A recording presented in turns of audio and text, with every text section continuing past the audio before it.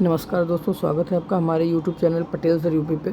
आज 15 जून 2023 कुमार गौरव सर द्वारा मॉर्निंग की करंट अफेयर्स का जो ये है रिवीजन क्लास है।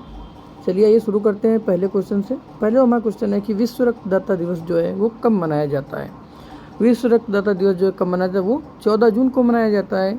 रक्तदाता दिवस जो है कार्ल लैंडस्टीनर की जयंती के उपलक्ष्य में मनाया जाता है। जो कार्ल लैंडस्टीनर जी थे, ये जो थे, इन्होंने क्या किया था, इन्होंने ब्लड ग्रुप की खोज की थी। विश्व रक्तदाता दिवस ये कब से मनाया जाता है, ये जो मनाया जाता है ये सन 2005 से इसकी शुरुआत हुई थी। 2023 में इसका होस्ट कंट्री कौन है, वो है अल्जीरिया। 2023 विश्व रक्तदाता दिवस की थीम क्या है, वो है give blood, give plasma, save life and share often. चलिए आते अगले क्वेश्चन पे। अगला पॉइंट हमारा वो है क्या कि सर्वदाता कौन होता है। सर्वदाता कौन होता है, वो O माइनस जो है सर्वदाता होता है। सर्वग्राही वो जो होता है वो होता है AB प्लस जो होता है वो सर्वग्राही होता है। आइए बात करते हैं RH फैक्टर की। RH फैक्टर की खोज किसने की थी, वो की थी वीनर ने। रक्त का pH मान कितना होता है, रक्त का जो pH मान होता है वो बेटा 7.4 होता है, जो कि कैसा होता है, ये हल्का क्षारीय होता है। आइए बात करते हैं रक्त की प्रकृति। रक्त की प्रकृति कैसी होती, यह रक्त जो है एक तरल संयोजी ऊतक होता है। आते हैं अगले क्वेश्चन पे। जो हमारा अगला क्वेश्चन है कि हाल ही में अमेरिका द्वारा अमेरिकी श्रम विभाग ने वर्ष 2023 का इकबाल मसीह पुरस्कार किसे प्रदान किया है। वो किसे प्रदान किया है, वो प्रदान किया है ललित नटराजन को। किस लिए प्रदान किया, ये बाल अधिकार अधिवक्ता जो हैं, कहाँ पे हैं, ये चेन्नई में हैं। चलिए आते हैं अगले पॉइंट पे। अगला पॉइंट जो है कि इकबाल मसीह पुरस्कार की जो शुरुआत हुई थी वो कब से होती है, वो होती है 2005 से। आते हैं अगले पॉइंट पे। जो हमारा अगला पॉइंट है कि वंदिता सहारिया, ये कौन है। ये जो वंदिता सहारिया, इनको WHO के द्वारा health for all film festival का पुरस्कार प्रदान किया गया है। इनकी कौन सी फिल्म थी, वो थी क्लाइमेट चेंज डॉक्यूमेंट्री फिल्म जो है, उसके लिए इनको प्रदान किया गया। अब बात करते हैं वंदिता सहारिया जी, ये रहने वाली कहाँ की, ये हैं राजस्थान की। चलिए आते हैं अगले पॉइंट पे। जो हमारा अगला पॉइंट है कि बाल श्रम निषेध दिवस जो है वो कब मनाया जाता है। बाल श्रम निषेध दिवस जो है वो मनाया जाता है कब, 12 जून को मनाया जाता है। बाल श्रम का उल्लेख किस आर्टिकल में है, वो है अनुच्छेद 23 में। आते हैं अगले पॉइंट पे। अगला पॉइंट हमारा है कि सर्वश्रेष्ठ अभिनेत्री का ऑस्कर पुरस्कार किसे दिया गया है। वो किसे दिया गया है, ये है मिशेल यो, जो एक पहली एशियाई महिला हैं जिन्हें ये पुरस्कार प्रदान किया गया है। अगले पॉइंट पे आते हैं। अगला पॉइंट हमारा है कि एबल पुरस्कार। तो एबल पुरस्कार किसे दिया गया है, वो दिया गया है लुइस कैफरली को। एबल पुरस्कार जो होता है ये मैथमेटिक्स के क्षेत्र में दिया जाता है। अगले पॉइंट पे आते हैं। अगला पॉइंट हमारा है कि प्रित्जर पुरस्कार। जो प्रित्जर पुरस्कार है वो किसे दिया गया है, वो दिया गया है डेविड चिपरफील्ड के द्वारा। फील्ड को दिया, किस लिए दिया जाता है प्रित्जर पुरस्कार, ये दिया जाता है वास्तुकला के लिए प्रित्जर पुरस्कार दिया जाता है। आते हैं अगले पॉइंट पे। जो हमारा अगला पॉइंट है कि सरस्वती सम्मान किसे दिया गया है। जो सरस्वती सम्मान है वो किसे दिया गया, वो दिया गया शिव शंकरी को। किसके लिए दिया गया, सूर्यवंशम के लिए इनको प्रदान किया गया है। आते हैं अगले पॉइंट पे। जो हमारा अगला पॉइंट है कि व्यास सम्मान किसे दिया गया है। तो दोस्तों व्यास सम्मान जो है वो किसे दिया गया, वो दिया गया है ज्ञानचंद चतुर्वेदी जी को व्यास सम्मान ये दिया गया है। चलिए आते हैं अगले पॉइंट पे। जो हमारा अगला पॉइंट है ग्रैमी अवार्ड। तो ग्रैमी अवार्ड किसे दिया गया, वो दिया गया है रिकी केज को। ग्रैमी अवार्ड किस क्षेत्र में दिया जाता है, ये म्यूजिक के क्षेत्र में दिया जाता है। अगला हमारा क्वेश्चन है वो है कि कार्मेक मैकार्थी जो हैं वो कौन है। ये जो कार्मेक मैकार्थी ये अमेरिकी उपन्यासकार हैं, जिनका जो है हाल ही में अभी निधन हो गया है। इनको जो है पुलित्जर पुरस्कार भी दिया गया। वो किसके लिए दिया गया था, द रोड के लिए इनको पुलित्जर पुरस्कार सन 2007 में दिया गया था। इनकी जो दूसरा उपन्यास है वो है कौन सा, no country for old man. इस उपन्यास पे भी जो एक फिल्म भी बनी है, इस फिल्म को जो है ऑस्कर अवार्ड भी दिया गया है। चलिए आते हैं अगले पॉइंट पे। जो हमारा अगला पॉइंट है वो है कि बालकृष्ण दोषी। तो बालकृष्ण दोषी कौन है, ये जो है इनको प्रित्जर पुरस्कार प्रदान किया गया, जिनका हाल ही में निधन भी हो चुका है। इनको जो है पद्म विभूषण 2023 भी दिया गया है। आते हैं अगले पॉइंट पे। जो हमारा अगला पॉइंट है कि दिलीप महालिनोविस कौन है। जो दिलीप महालिनोविस जी हैं, इनको जो है ORS का जनक, यानी कि इन्होंने ORS की खोज की थी, इनको ही पद्म पुरस्कार 2023 जो है दिया गया है। आते हैं अगले पॉइंट पे। जो हमारा अगला पॉइंट है वो है मुलायम सिंह यादव। जो मुलायम सिंह यादव है, इनको सेवा क्षेत्र के लिए पद्म विभूषण पुरस्कार 2023 दिया गया है। अगला पॉइंट है भजन सुपारी। जो भजन सुपारी थे ये कौन थे, ये संतूर वादक थे, जिनका भी क्या हुआ है, निधन हो चुका है। चलिए आते हैं अगले पॉइंट पे। जो अगला पॉइंट हमारा है कि सूरीनाम का सर्वोच्च सम्मान किसे दिया गया है। जो सूरीनाम का सर्वोच्च सम्मान है वो क्या है, दी येलो स्टार है। ये किसे दिया गया है, ये भारत के राष्ट्रपति द्रौपदी मुर्मू जी को प्रदान किया गया है। अगले पॉइंट पे आते हैं। अगला पॉइंट है कि पापुआ न्यू गिनी का सर्वोच्च सम्मान वो किसे दिया गया। वो किसे दिया गया, वो हमारे प्रधानमंत्री नरेंद्र मोदी जी को दिया गया है।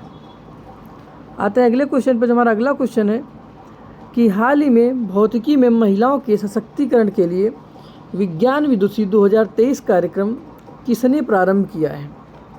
तो ये किसने प्रारंभ किया है, ये प्रारंभ किया है doctor Homi Jahangir Bhabha centre for science education ने इसको प्रारंभ किया। ये एजुकेशन सेंटर है कहाँ पे, ये जो है हैदराबाद की इंस्टीट्यूट है। ये किस लिए दिया गया है, इसमें जो है भौतिकी में जो PhD कर रहे हैं उन्हें लिंग संतुलन के लिए इसको प्रदान किया गया है। इसमें जो 40 महिलाओं एवं लड़कियों को शामिल किया गया है। जो महिलाएं या लड़कियां MSc फिजिक्स में फर्स्ट ईयर कंप्लीट कर चुकी हैं, उनको भी इसमें मौका मिला है। आते हैं अगले पॉइंट पे। जो हमारा अगला पॉइंट है कि कांग्रेस की पहली महिला अध्यक्ष कौन थी। वो कौन थी, वो थी एनी बेसेंट, जिन्होंने 1917 कोलकाता अधिवेशन में भी भाग लिया था। अगले पॉइंट पे आते हैं। कांग्रेस की पहली महिला अध्यक्ष कौन थी, जो भारतीय थी, वो कौन थी, वो सरोजिनी नायडू जी थी, जिन्होंने 1927 के कानपुर अधिवेशन में भाग लिया है। अगला पॉइंट है सियाचिन में तैनात होने वाली पहली महिला अधिकारी कौन सी है, वो शिवा चौहान है। अगला पॉइंट है कि वीरता पुरस्कार प्राप्त करने वाली एयरफोर्स की प्रथम महिला कौन है, वो है दीपिका मिश्रा। क्वेश्चन नंबर 5 पे आते हैं। हमारा अगला क्वेश्चन है कि सर्वे वेसल्स लार्ज SVL प्रोजेक्ट का चौथा जहाज कौन सा है, जिसे हाल ही में चेन्नई से क्या किया गया, लॉन्च किया गया है।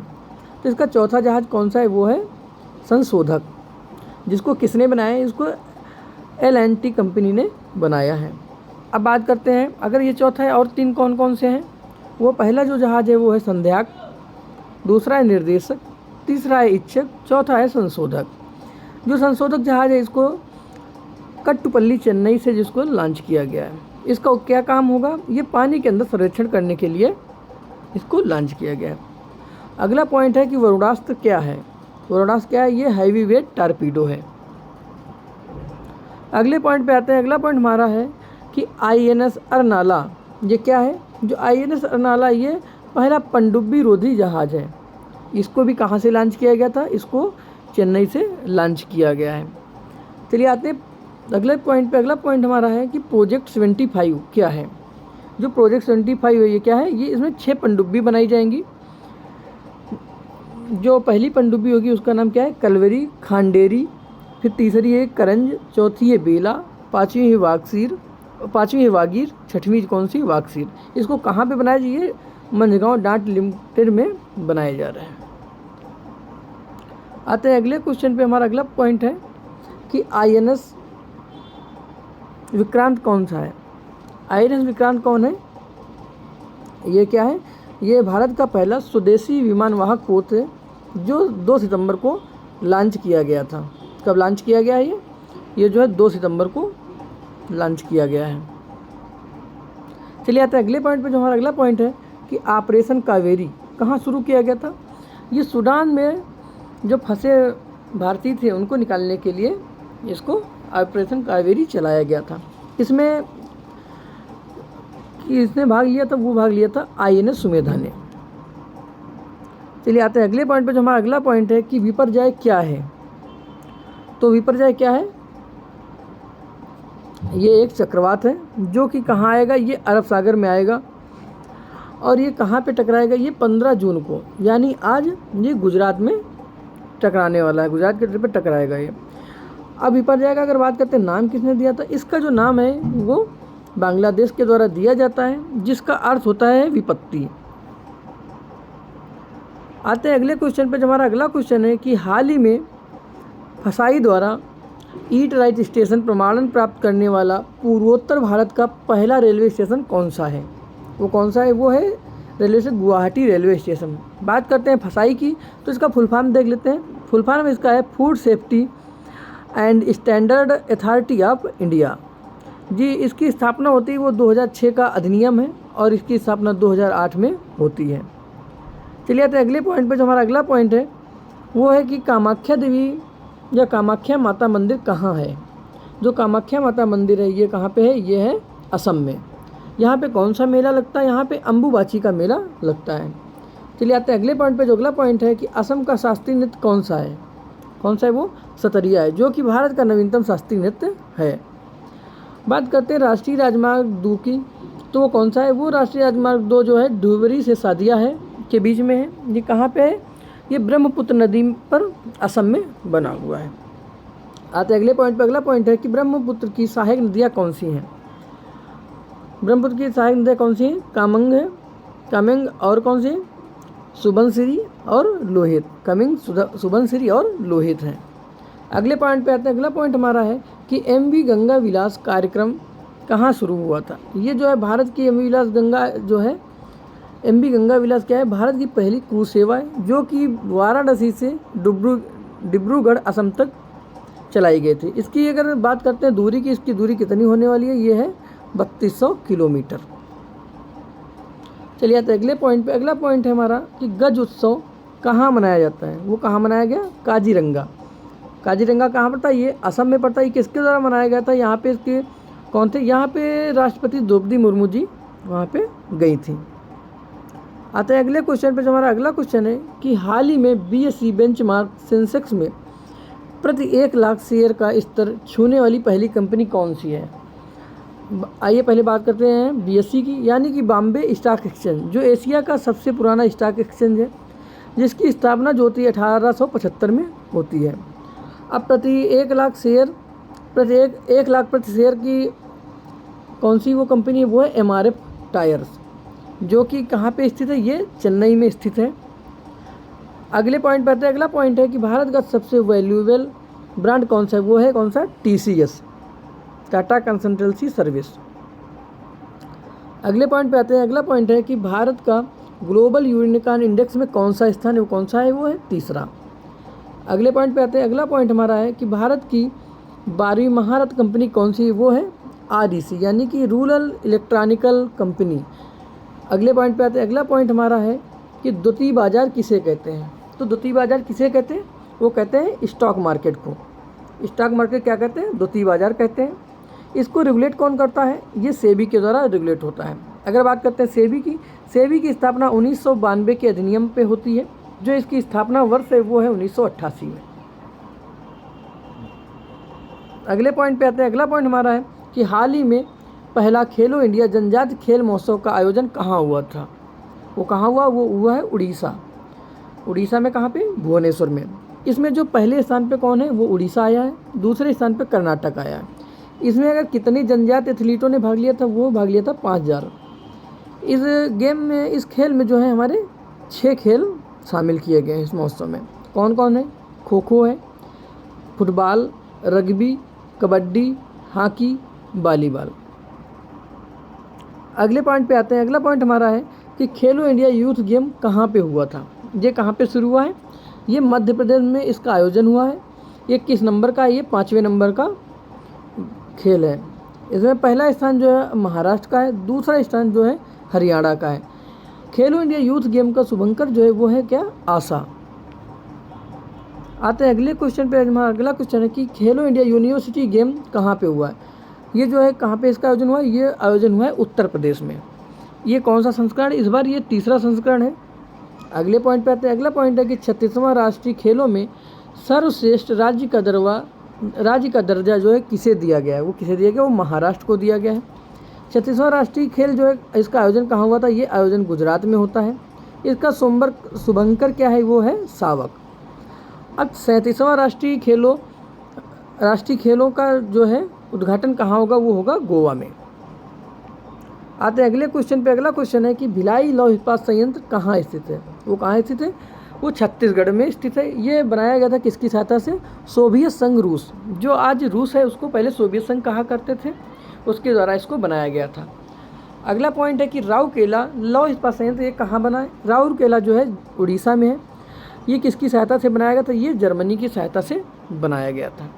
चलिए आते हैं अगले क्वेश्चन पे। जो हमारा अगला क्वेश्चन है कि हाल ही में राष्ट्रीय शिक्षा एवं प्रशिक्षण प्रत्यायन बोर्ड द्वारा किसे अति उत्तम की मान्यता प्रदान की गई है। ये किसे प्रदान की गई, ये भारतीय भूवैज्ञानिक सर्वेक्षण प्रशिक्षण संस्थान को, इसको जो है अति उत्तम की मान्यता प्रदान की गई है। ये कहाँ पे, ये हैदराबाद में स्थित है। किस लिए इसको प्रदान किया गया, ये हिमालय का मानचित्र और खनिज तेल की खोज के लिए इसको मान्यता प्रदान की गई है। चलिए आते हैं अगले पॉइंट पर। जिसका अगला पॉइंट है वो है जियोलॉजिकल सर्वे ऑफ इंडिया के वर्तमान अध्यक्ष कौन है, वो कौन है, वो जनार्दन है। अगला पॉइंट है कि आर्कियोलॉजिकल इंडिया के संस्थापक कौन थे, वो कौन थे, कनिंघम थे। वर्तमान में कौन है, वो है विद्यावती।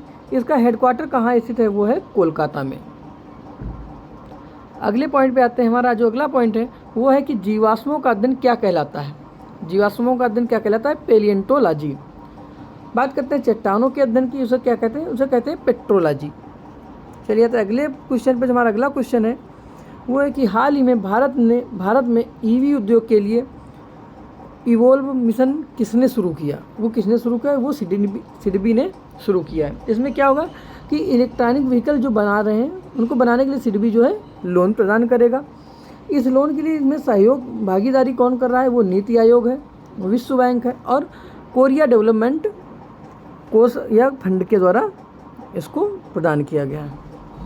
ये तीन जो हैं संस्थाएं, ये जो है इसमें भागीदारी करेंगी। चलिए आते हैं अगले पॉइंट पे। अगला पॉइंट है कि ई अमृत का संबंध किससे है। ये किससे, ये इलेक्ट्रिक व्हीकल से है। जो ई अमृत जो था ये किसके द्वारा चलाया गया था, ये चलाया गया था नीति आयोग के द्वारा। एक और बहुत अच्छी योजना है जो कि एग्जाम में बहुत महत्वपूर्ण होती है। कौन सी योजना है, वो है फेम योजना। फेम योजना ये कहा है कि ये है इलेक्ट्रिक व्हीकल से संबंधित ये योजना। कौन सी है, ये है